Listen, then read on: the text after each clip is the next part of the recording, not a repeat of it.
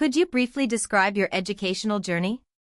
What subjects or activities did you enjoy in elementary school? My path until now to my primary education was in the public school, and one of the subjects that I loved the most was mathematics because since the day one I fall in love, and my teacher was always pushing us to make different projects to learn everything more. Even though that we started at the 6-year-olds, we were doing things at 7 years or the third grade we're doing, because she was like, you can do this, and the project we were developing was based on calculations, and the first moment I could do a calculation by my own, I said, no, this is the thing I want to do for the rest of my life. What inspired you to pursue your specific field within STEM? So, as you know, we don't have a lot of women in engineering field, especially in aviation, due to the fact that most of the rules that are in aviation are related to mechanics, are related to the structures, and they're that specific rules. We don't have a lot of women, and I was like, okay, maybe I know I love engineering. That's a fact. So I want to be an engineer.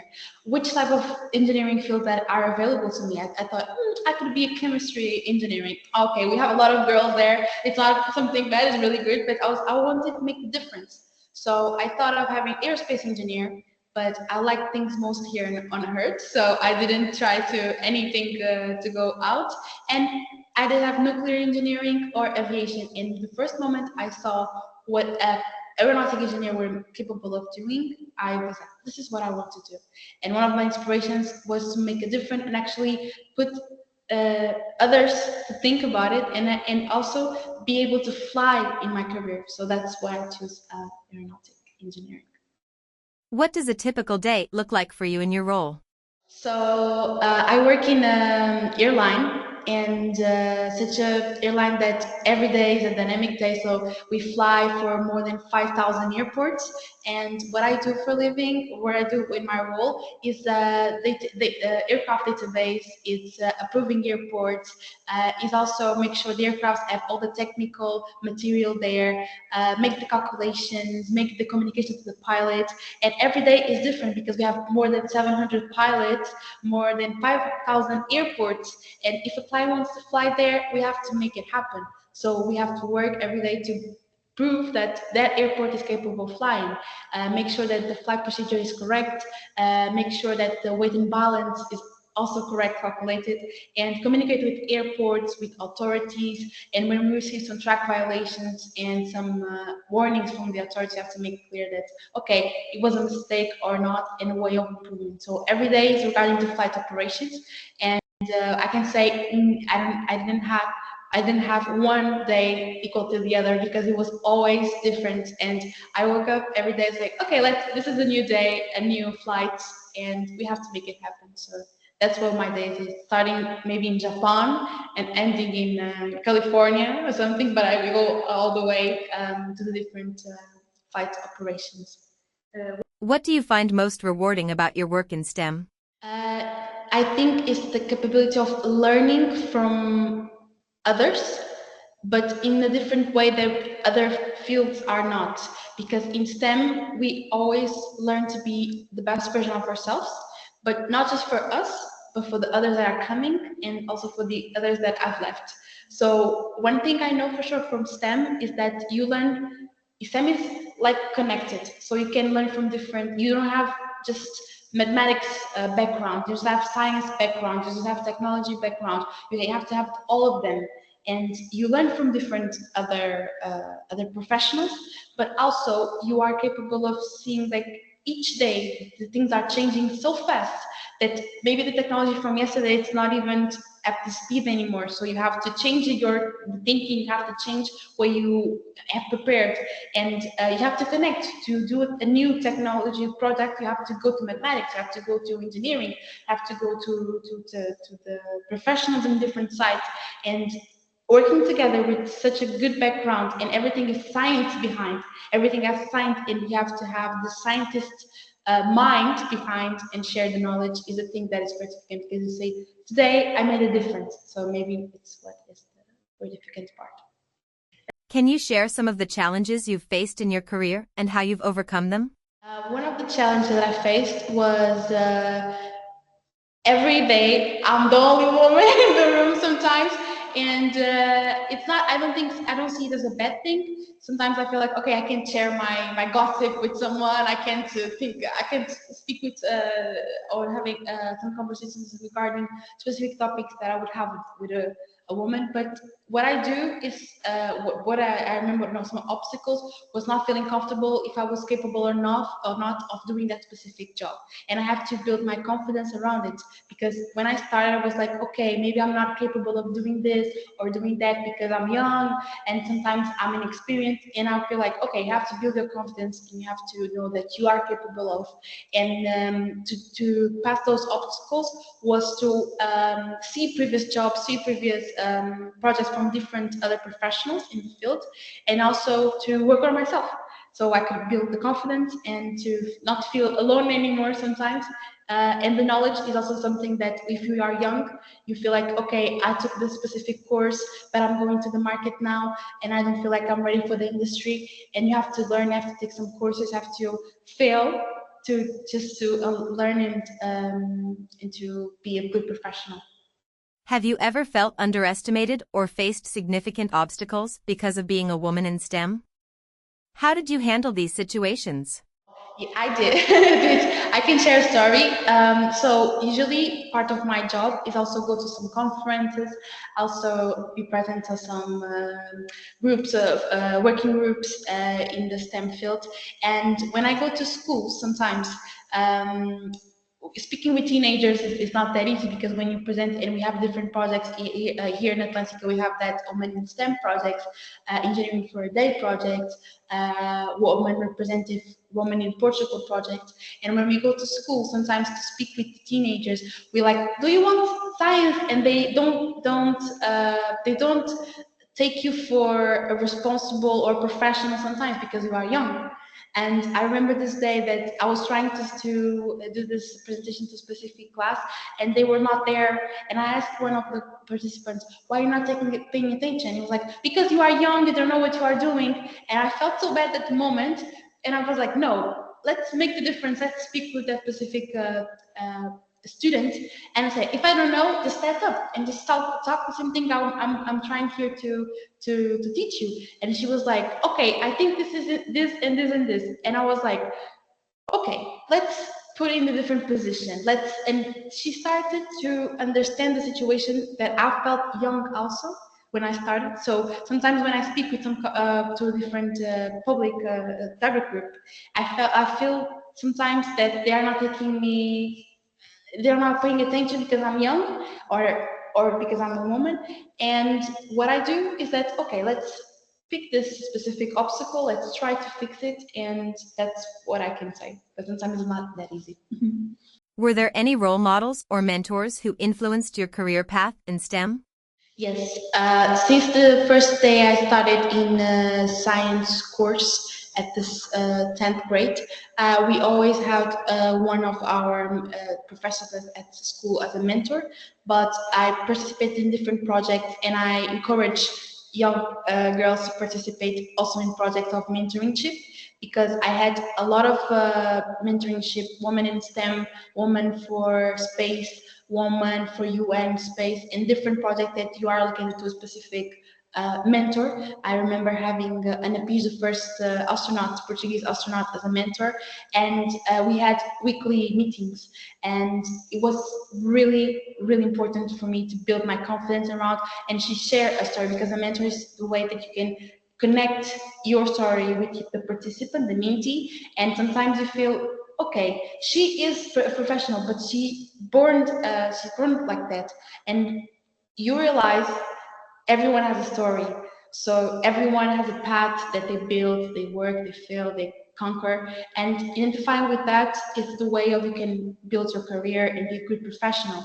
And having mentorship programs is the way I can say for sure that is the key. So I had a lot. I think I have more than 10 mentorships, taking more than, I think, 3 months.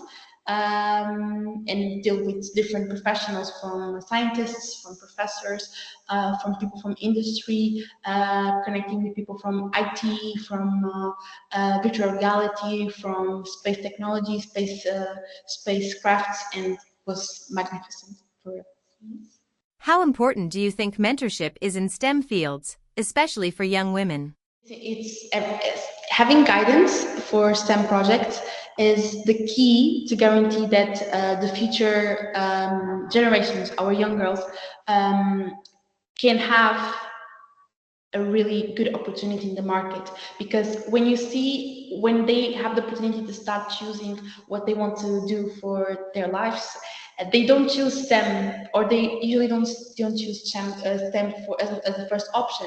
And having mentorship or guidance is a way of, you have a different approaches when you go to the guidance. You can have a mentor, you can have some conference at your own school, you can have some activities, but it's important to try to explore different scenarios here. Activities, STEM labs, STEM conferences, STEM competitions, and they start, okay, actually this is a great field, I can actually do this, and try to understand more. And that's where the mentor comes in and say, okay, as a chemistry industry, you can do this and this and this. As a biologist, as a science, this, you can explore different. So having guidance for different type of activities, it's the key to guarantee we prepare our girls for today, for the future of tomorrow. How do you manage work-life balance in a demanding field like yours? I had to work a lot on myself. I think I'm still working on myself, because even though I started the STEM field, I think at 18, I already started working on the STEM field. It's not the same, because you have to choose between your personal life sometimes, having fun with your friends, go out, having dinners, and go to cinema, and have some rest. And then you have to choose if you want to have a professional career, and it's not easy, but it's manageable. You learn what time management is, because you will do bad decisions. You have to learn with your failing, because sometimes when abdicating for personal life affects your professional life, you start realizing, okay, this is the moment that maybe I have to stop, or even try to reorganize my priorities. And it never will be easy for you to manage, but at a specific time you will learn, okay, this is the perfect management equilibrium from to do what you have to do for a living. It's demanding, but you can do it, and you can manage that specific workload. But you have to fail first in the sense. But it's the key is also thinking that to survive your professional life, you have to be fitted by your personal life. So you have to have that too. So it's a way that you can manage. What advice would you give to young women who worry about maintaining personal and professional life balance in STEM careers? I think what I can give as advice is that you will feel rewarded when you do your STEM project, you deliver your STEM ideas, you create something new, because being STEM is creating something new. You don't have to create something new every day, but you have to put something from you to that project, to that work, to that piece, to that product that you are delivering.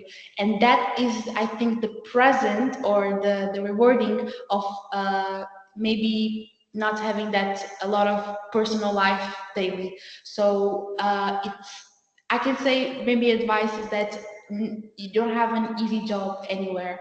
You have happy ones, you have sad ones, and you have rewarding ones. And I think STEM is a mix between happy one and rewarding one, because you will feel like, okay, I think I love what I'm doing, and I love my job, and I feel okay with that. I feel happy here. And sometimes it's not, every day is not perfect, but at least you are happy, and at least it's rewarding. In your opinion, why is it important to have more women in STEM? I think it's important to have more women in the STEM field, because first we have to give an example. Okay, we are making the difference here, we are making some changes, and also these young girls, they see us as a role model, even though that we don't think that we are one. When you come to schools and speak with them, when you go to different fairs and you approach them or they approach you and say, oh, I was thinking maybe go to medicine or maybe go to biology, or what do you think? And then you give them a story or you give them an example of a different person, or for yourself also. They see you as a role model. And one thing that I started thinking when I was, I think, 20, I said, maybe I'm not doing that thing for schools anymore. Maybe because I don't have time to go to schools anymore because it was a weekly thing. But then I was thinking on my own in the late night, no, you have to go. Even though that you don't have time, you will abdicate from your personal life. You are making a difference. Maybe a class of 20 person will make a difference to 10, because sometimes there are 10 to 10, 10 girls, 10 boys. You'll make a difference for 10. And then next week, more 10. And at the end of the month, it's 40. And if you're counting, it's enough. It's irrelevant for us to make a difference. So being in the field is also thinking of the others that are not coming in yet, but also make the example. And all the projects, all the awards is trying to build a way that you are welcome to the STEM field. So join us. What changes have you seen in terms of diversity in your field during your career? Companies and industries is recruiting more women, and we can see from the numbers, because if you compare previous 2020 and now 2023, from the data that we have to 2023, is more than, I think, 15% higher than the previous number that we have, due to the fact that this is my perception here, is due to the fact that we are able to work in a more flexible way, work from home, capable of manage our personal life, our families, our concerns. And so recruiting women would be recruiting their concerns, their family issues, be not able to be 8 hours per day sometimes at work because they have to pick their kids, they have to make the dinner, and the companies were seeing that as an obstacle, maybe to recruit them, because a man is showing more independence. But we don't see that anymore. We can have both flexible lives nowadays. And one of the things that COVID brings was the capability of having more flexible schedules, more flexible work from home opportunities. And also we see that when I noticed that, because when we recruit new employees in the STEM field, what they see is that, okay, I have a kid, but that's not the problem anymore. The company says that's not the problem anymore, and we see the difference in that. What advice would you give to a young girl considering a career in STEM? I would advise them to be tough, to never give up even the things are not going accordingly, because they will always happen. So you will not have your plan A or plan B or plan C, maybe your plan P or R will work, but you always have to believe in yourself. Don't tell them, don't believe what people say about you, having consideration, but don't make that as your motto. You have to create your own, and you have to think for yourself. And if you are thinking, I'm capable of doing this, I can do this, you have to go into your thing.